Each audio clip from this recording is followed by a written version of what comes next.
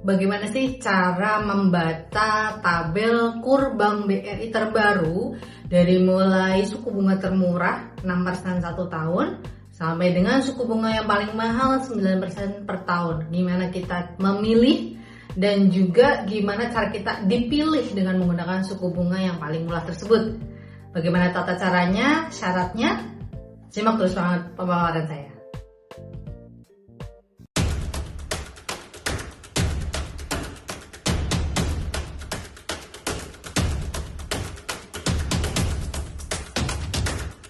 Hai semuanya, Assalamualaikum warahmatullahi wabarakatuh. Apa kabar teman-teman semuanya?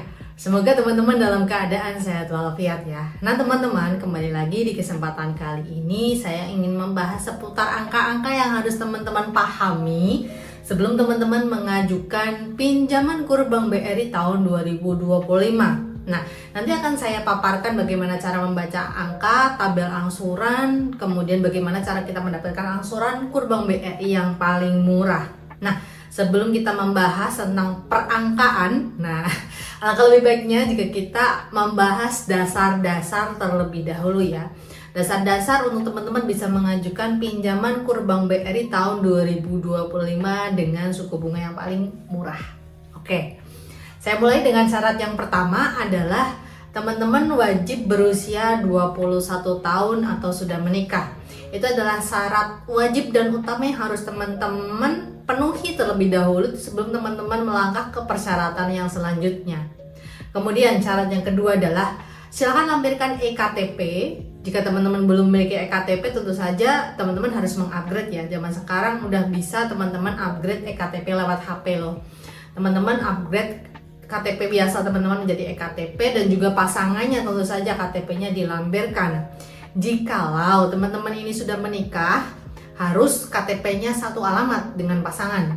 Jangan sampai beda alamat, itu nanti akan dipertanyakan. Kemudian yang keempat adalah teman-teman wajib melampirkan fotokopi buku nikah jika teman-teman sudah menikah. Nah, pertanyaannya yang timbul kemudian adalah apakah buku nikah ini difotokopi dua-duanya pasangan suami istri? Tidak. Cukup satu saja teman-teman. Untuk teman-teman bisa melampirkan fotokopi buku nikah, terserah mau pakai buku nikah suami ataupun istri itu sama saja. Yang penting di situ ada legalitas bahwa menerangkan bahwa teman-teman berdua ini pasangan yang sah. Kemudian yang berikutnya adalah teman-teman wajib melampirkan kartu keluarga. Nah, kartu keluarga di sini boleh nggak sih? Misalkan kita masih satu rumah nih dengan mertua ataupun orang tua kita, belum punya rumah sendiri. Apakah kita bisa mengajukan pinjaman KUR Bank BRI tahun 2025? Jawabannya bisa. Tapi, ada tapinya teman-teman, susah banget ya. Memang secara administratif ini terlalu rumit, tapi menurut saya tidak terlalu rumit juga jika teman-teman ini sudah biasa dengan administrasi di rumah ya.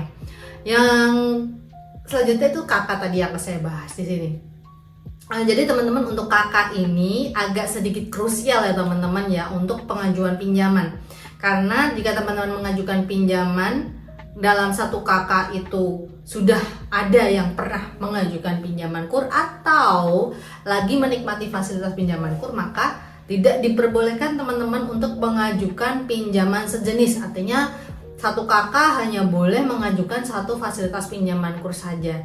Jika kasusnya orang tua teman-teman atau mertua teman-teman dalam kakak yang teman-teman tumpangi itu memiliki pinjaman KUR, maka teman-teman tidak akan bisa di-approve, akan ditolak nih kasarannya, akan ditolak untuk pengajuan pinjaman KUR-nya.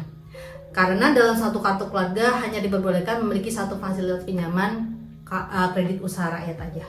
Kemudian kalau pengen banget nih mengajukan pinjaman, ya berarti teman-teman harus pisah kakak dengan orang tua ataupun mertua teman-teman, sehingga nanti data yang dibaca nomor kakaknya itu kakak baru dengan nama teman-teman dan pasangan, mungkin belum pernah mengajukan pinjaman KUR. Nah, kemungkinan besar akan di-ACC-nya di situ. Oke, yang selanjutnya adalah NPWP. Nah, NPWP ini untuk pengajuan teman-teman yang mengajukan pinjaman KUR dengan modal usaha di atas 25 juta. KUR kecil ya. Kalau KUR mikro 1 sampai 25 juta itu teman-teman tidak diperlukan NPWP. Tapi jika teman-teman mengajukan KUR kecil 25 juta ke atas sampai 100 juta itu diwajibkan teman-teman memiliki NPWP. Nah, jika belum memiliki NPWP, silahkan buat aja. Satu, bisa teman-teman buat online di djponline.go.id. Kemudian yang kedua, teman-teman bisa membuat secara offline lewat kantor KPP Pratama terdekat. Itu nanti akan dibuatkan cepat. Untuk teman-teman yang malas pengantri, saya sarankan lewat online aja, karena sama aja teman-teman. Prosesnya sama, cuma nanti bentuk kartu fisiknya mungkin teman-teman nggak nerima ya, karena kalau online kartu fisiknya bentuknya PDF akan dikirim ke email. Sebenarnya kartu fisik itu perlu atau nggak? Nggak perlu teman-teman. Kalau perlu, teman-teman bisa mencetak dari PDF itu, dibuat kecil aja teman-teman, kayak kartu vaksin zaman dulu ya. Itu bisa dicetak mandiri. Kalau misalkan tidak diperlukan banget dalam bentuk soft file atau PDF, itu udah cukup untuk teman-teman bisa mengajukan pinjaman. Kemudian yang berikutnya adalah usaha. Nah, usaha wajib berjalan minimal 6 bulan, dan usaha yang dibiayai atau bisa disalurkan untuk pinjaman adalah usaha yang legal. Artinya usaha-usaha yang ya formal-formal aja teman-teman, usaha yang normal-normal aja ya, yang ada di lingkungan masyarakat, misalkan jualan nasi, jual sembako dan lain-lain.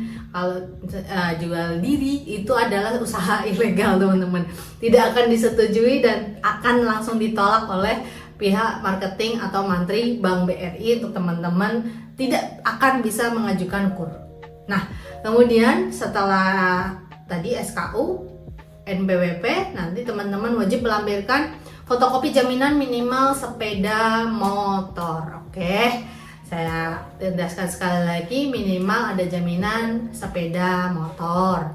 Kalau tidak punya ya pinjam boleh. Kalau itu sudah keluarga dan percaya, silahkan pinjam BPKB-nya. Apakah boleh pinjam BPKB punya orang? Boleh banget. Yang penting orangnya menyetujui BPKB-nya dijaminkan. Oke. Kemudian setelah itu adalah teman-teman harus menentukan berapa sih bunga dan pokok yang harus teman-teman bayarkan tiap bulan agar usaha teman-teman ini tetap berjalan dan setoran juga lancar. Baik, di Bank BRI khususnya KUR itu ada beberapa jenis bunga. Dari bunga murah mulai dari 6% sampai bunga mahal 9%. Nah, bunga 6 dan juga 9 ini tergantung dari usaha teman-teman. Biasanya nih kalau misalkan usahanya tidak terlalu besar, mantri Bank BRI itu biasanya menaruh teman-teman di plafon dengan bunga 6%. Kalau teman-teman usahanya agak besar, menengah ke atas, mungkin akan divariasikan mulai dari 7 sampai juga 9%. Boleh nggak sih kita nego untuk suku bunga pinjaman KUR Bank BRI dengan marketing atau mantri Bank BRI? Boleh banget. Ketika teman-teman nanti disurvei, teman-teman tanyakan nih, Pak, Ibu, saya nanti dapat suku bunga yang berapa, berkaitan dengan kemampuan bayar saya tiap bulannya kan harus disesuaikan. Teman-teman langsung aja bilang, ditembak aja seperti itu, jangan sungkan-sungkan ya kepada pihak marketing atau mantri. Jadi teman-teman terbuka dari awal sehingga tidak ada dusta di antara teman-teman dan marketing atau mantri BRI. Jadi setoran tetap nyaman, tetap lancar, tetap rutin tiap bulan, tidak ada tunggakan, dan mereka juga seneng karena teman-teman nasabah yang baik. Pun dengan plafon pinjaman, jangan sampai teman-teman mengajukan pinjaman dengan oke, suku bunga murah dikasih 6%. Jangan dong. Kalau penghasilan teman-teman 1 bulan bersih itu misal 3 juta, untuk angsuran 2 juta misalkan, sisa 1 juta, teman-teman mengajukan 50 juta jangka waktu 2 tahun, tekor. Jangan sampai seperti itu. Jadi disisakan antara laba bersih dan juga yang untuk kehidupan sehari-hari teman-teman. Jangan sampai, saran saya, jangan sampai teman-teman melebihi dari 50% dari laba bersih tiap bulan, karena nanti akan goyang ketika teman-teman usahanya mulai drop atau turun. Biasanya drop atau turun itu kan ya 80, 70, maksimal 50% omsetnya akan turun jika sepi-sepi banget ya. Jadi jangan sampai teman-teman seneng dulu nih pencairan dengan bunga murah, plafon besar, 1 sampai 1,5 tahun kemudian baru bingung jika omsetnya turun, setorannya dari mana. Jangan sampai, karena akan mempengaruhi BI checking. Di akhir video ini saya akan memberikan tabel pinjaman Bank BRI, baik itu suku bunga 6% sampai dengan suku bunga 9%. Silakan teman-teman lihat berapa cicilan tiap bulan jika 1 tahun, 2 tahun, 3 tahun, sampai 5 tahun dengan bunga 6 sampai 9%. Pesan saya, silahkan nego bunga dengan pihak marketing atau mantri Bank BRI yang survei ke rumah. Waktu survei silahkan nego saja, jangan sungkan. Saya ingatkan, jangan sungkan untuk bertanya dan juga mendapatkan penjelasan secara detail pada petugas Bank BRI agar teman-teman tidak tersesat di jalan. Baik, semoga bermanfaat bagi teman-teman semuanya. Silahkan simak video di belakang tentang tabel pinjaman, dijembreng-jembreng sampai teman-teman bisa melihat angsurannya. Semoga bermanfaat bagi teman-teman semuanya. Saya Iri, assalamualaikum warahmatullahi wabarakatuh. Tetap sehat, tetap semangat.